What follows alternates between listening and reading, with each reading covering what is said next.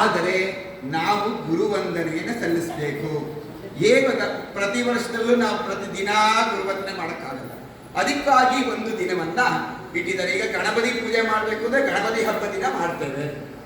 ಆಮೇಲೆ ಚಾಮುಂಡೇಶ್ವರಿ ಪೂಜೆ ಮಾಡಬೇಕು ಅಂದ್ರೆ ಆಷಾಢ ಮಾಸದಲ್ಲಿ ಮಾಡ್ತೀವಿ. ಹೀಗೆ ಗುರುಗಳಿಗೆ ನಾವು ಹೇಗೆ ವಂದನೆಯನ್ನು ಸಲ್ಲಿಸಬೇಕು ಅನ್ನೋದಕ್ಕೋಸ್ಕರವಾಗಿ ಗುರು ಪೌರ್ಣಮಿ ಅಂತ ಒಂದು ದಿನವನ್ನ ನಮಗೆ ನಮ್ಮ ಋಷಿ ಮುನಿಗಳು ಕೊಟ್ಟಿದ್ದಾರೆ. ಯಾಕೆ ಗುರು ಪೌರ್ಣಮಿ ದಿನನೇ ಮಾಡಬೇಕು ಅಂತಂದ್ರೆ ವ್ಯಾಸ ಪೌರ್ಣಿಮೆ ಅಂತಲೂ ಈ ದಿನದಲ್ಲಿ ಕರೀತಾರೆ. ಅಂದ್ರೆ ವ್ಯಾಸರು ಹುಟ್ಟಿದಂತಹ ಒಂದು ದಿನ. ವ್ಯಾಸರು ಎಲ್ಲ ಗುರುಗಳಿಗೂ ಒಂದು ಮೇಲ್ಪಂಕ್ತಿಯಲ್ಲಿರ್ತಕ್ಕಂತಹ ಒಬ್ಬ ಗುರುಗಳು. ಕೃಷ್ಣಂ ಒಂದೇ ಜಗದ್ಗುರು ಅಂತ ಆ ಭಗವಂತನಾದಂತಹ ಕೃಷ್ಣ ಪರಮಾತ್ಮನೇ ಎಲ್ಲರಿಗೂ ಗುರು. ಅವನು ದೇವರು ಅನ್ಸ್ಕೊಂಡ್ಬಿಟ್ಟ. ಆದ್ರೆ ಆ ಗುರುವಿಗೆ ನಾವು ನಮನವನ್ನ ನಾವು ಇವತ್ತು ಸಲ್ಲಿಸಬೇಕಾಗಿರುತ್ತೆ. ಇವತ್ತಿಗೆ ವ್ಯಾಸ ಪೂರ್ಣಿಮೆ, ಎಲ್ಲರೂ ಗುರುಗಳನ್ನ ಪೂಜೆ ಮಾಡಿ ವ್ಯಾಸ ಪೂರ್ಣಿಮೆ ಮಾಡಿ ಕಡೆಯಲ್ಲಿ ಕೃಷ್ಣನಿಗೆ ಪೂಜೆ ಮಾಡ್ತಾರೆ. ವಸುದೇವ ಸುತಂ ದೇವಂ ಕಂಸ ಚಾಟೂರಮರ್ಧನಂ ದೇವಕೀ ಪರಮಾನಂದಂ ಕೃಷ್ಣಂ ವಂದೇ ಜಗದ್ಗುರುಂ. ನೋಡಿ, ಅಲ್ಲೇ ಹೇಳ್ತಾನೆ ಕೃಷ್ಣ ಒಬ್ಬನೇ ಜಗದ್ಗುರು. ಆತನೇ ಭಗವದ್ಗೀತೆಯನ್ನು ನಮಗಾಗಿ ಕೊಟ್ಟಿರ್ತಕ್ಕಂಥ ಭಗವಂತನಾದ ಕೃಷ್ಣ ಜಗದ್ಗುರು. ಈಗ ಆ ಗುರುಗಳಿಗೆ ನಮಗೆ ಇರ್ತಕ್ಕಂಥ ಗುರುಗಳು ಯಾರು? ಜಗದ್ಗುರು ಯಾರಮ್ಮ? ಕೃಷ್ಣ ಪರಮಾತ್ಮ. ಆ ಕೃಷ್ಣ ಪರಮಾತ್ಮನ ಅಂಶ ರೂಪಿಯಾದಂತಹ ಪಾಂಡುರಂಗ ಅಲ್ವೇ? ನೋಡಿ, ಕೃಷ್ಣ ಪರಮಾತ್ಮ ಅಲ್ಲಿದ್ದಾನೆ, ಪಾಂಡುರಂಗ ಇಲ್ಲಿದ್ದಾನೆ. ಗುರು ನಮ್ಮ ಆಧ್ಯಾತ್ಮಿಕ ಗುರುಗಳು ಯಾರಮ್ಮ? ಸುಬ್ರಾವ್ ದಾಸರು. ಎಲ್ಲೋ ಇದ್ವಿ ನಾವು, ನಮ್ಮನ್ನೆಲ್ಲ ಕರೆಸಿದ್ರು. ಏನೇನೆಲ್ಲ ನಮ್ಗೆ ಉಪಕಾರ ಮಾಡಿದಾರಮ್ಮ. ಈಗ ಬೇರೆ ಗುರುಗಳು ತಗೊಂಡ್ರೆ ದುಡಿಸ್ಕೊತಾರೆ, ಸಂಪಾದನೆ ಮಾಡ್ತಾರೆ. ಆದ್ರೆ ನಮ್ಮ ಗುರುಗಳಾದಂತಹ ಸುಬ್ರಾವ್ ದಾಸರವರು ನಾನು 14 ವರ್ಷದಿಂದ ನೋಡ್ತಾ ಇದ್ದೀನಿ. 1 ರೂಪಾಯಿ ಫಲಾಪೇಕ್ಷೆ ಇಷ್ಟಪಡಲ್ಲ ಅವರು. ಎಲ್ಲವನ್ನು ಅವ್ರ ಮೊನ್ನೇನೂ ಅಂದ್ರು, ಈ ಹಣ್ಣು ಹಂಪೆಲ್ಲ ತರ ಬಂದು ದುಡ್ಡು ಕೊಟ್ಬಿಡಿ ಗೋಪುರಕ್ಕಾಗತ್ತೆ.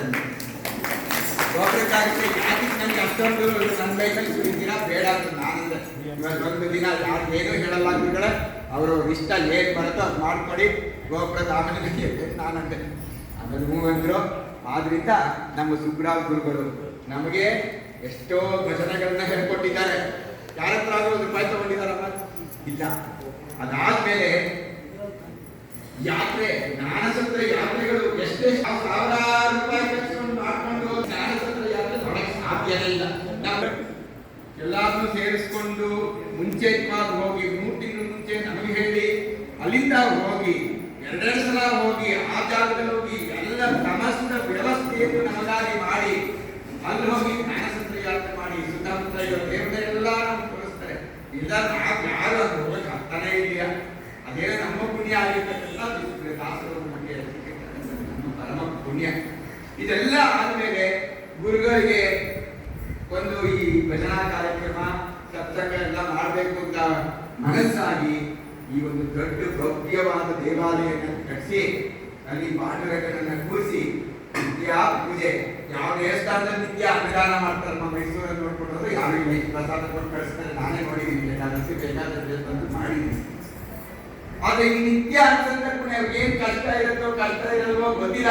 ನಾವು ಬರ್ತೀವಿ, ತಿಂತೀವಿ, ಹೋಗ್ತೀವಿ. ಆದ್ರೆ ಒಳಗಿನ ಕಷ್ಟಗಳು ಏನು? ಗುರುಗಳಿಗೆ ಏನ್ ಕಷ್ಟ ಇದೆ, ಅಲ್ಲಿ ಏನ್ ಮಾಡ್ಬೇಕು, ಇದನ್ನೆಲ್ಲ ಅವರು ಕೂತ್ಕೊಂಡು ಈ ಸಂಪೂರ್ಣವಾಗಿ ವ್ಯವಸ್ಥಿತವಾಗಿ ಎಲ್ಲವನ್ನ ನಮಗಾಗಿ ದಾರಿ ಹಾಕಿದ್ದಾರೆ. ಪಾಂಡುರಂಗನ ಕರ್ಕೊಂಡು ಕೂರಿಸಿದ್ದಾರೆ. ಅವ್ರಿಗೆ ಹೇಗೆ ನಾವು ಗುರುವಂದನೆ ಸಲ್ಲಿಸೋದು? 5 ಭಜನೆಯನ್ನ ಮಾಡಿಸಿ ಅವರಿಗೆ ಅವ್ರ ಪಾದಾರವಿಂದದಲ್ಲಿ ಆ ಸಮರ್ಪಣೆಯನ್ನ ಮಾಡಿದ್ದೇವೆ ಅಂತ ಹೇಳಿ ನಾನು ಹೇಳಕ್ಕೆ ಇಷ್ಟಪಡ್ತೇನೆ. ಮತ್ತು ಇನ್ನೊಂದು ವಿಷಯ, ನಾವು ಮಾನವರಾಗಿ ಹುಟ್ಟಿದ ಮೇಲೆ